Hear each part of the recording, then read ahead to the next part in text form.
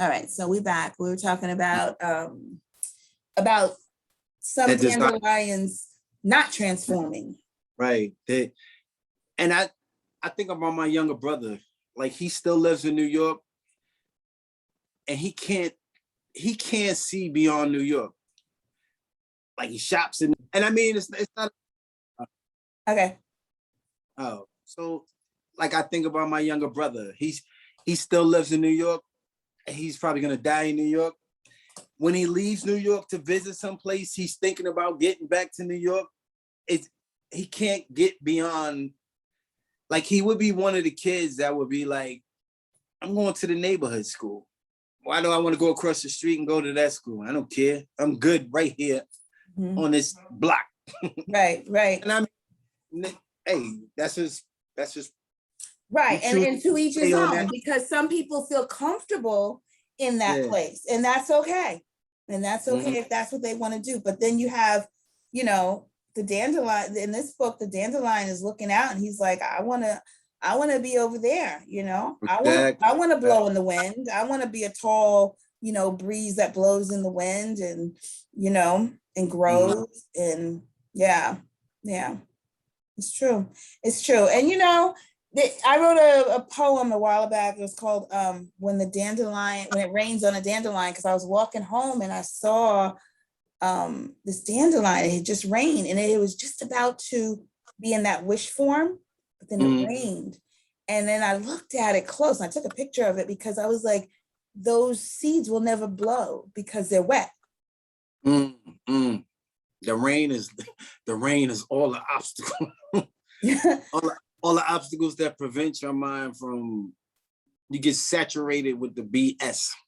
Right. And part of that is the lack of inclusion, the lack of diversity, and the lack of equity, Right. And that really is a big part of it, because, when you have outer, it's like, if you are capable inside here and here of being successful, and then your outer extremities and your outer circumstances are working against you, then very rarely will you have the opportunity to blow and transform and be that wish and grow and multiply, or whatever you want to call it in life. Some do. I see myself as someone who did, but of course I needed help and support along the way. But, there are some people who, and that could be the mentality too of the dandelion that doesn't transform. It's like, you know what? I'm good right here. I'm safe. I got my family. I'm happy. Ain't nobody messing with me. And this is how my life's going to be. And that's okay, based on how we live. But if you are brave enough to, go out there and transform and see the world, and put yourself in other situations and to be included. But while you put yourself in situations to be included, you could be excluded. Exactly. While you say, hey, I want a piece of the pie too, it can be said, no, you don't get a piece of the pie. So you're putting yourself in these situations where you could be rejected when you take that chance to transform. Exactly. And that's the mental battle. I think that, for me as a Black woman, and I think for Black men, that's the mental battle that happens. It's like, it's like, what was that movie? What was that movie when the roles were reversed with Sidney Poitier and John Travolta? And Sidney Poitier's family was like living large, and they were like, on top of the world. And then John Travolta was just scrapping and trying to just get, and he kept saying, I just can't get a break. I just can't get ahead. And that's like the cognitive dissonance in the Black mind. I know I'm intelligent.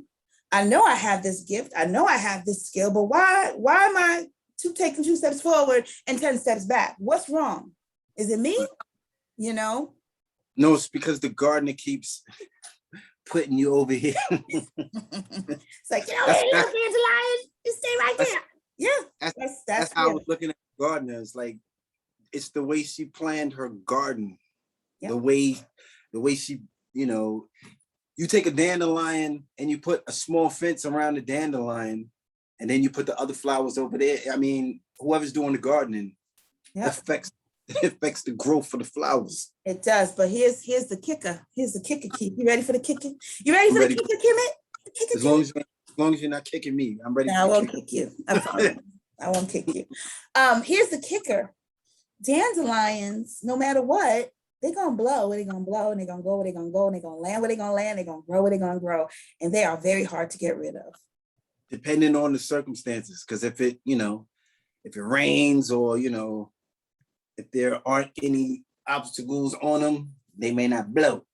That's true. They may not blow, but it doesn't rain every day. Right. It doesn't rain all day. Right. And the sun does shine.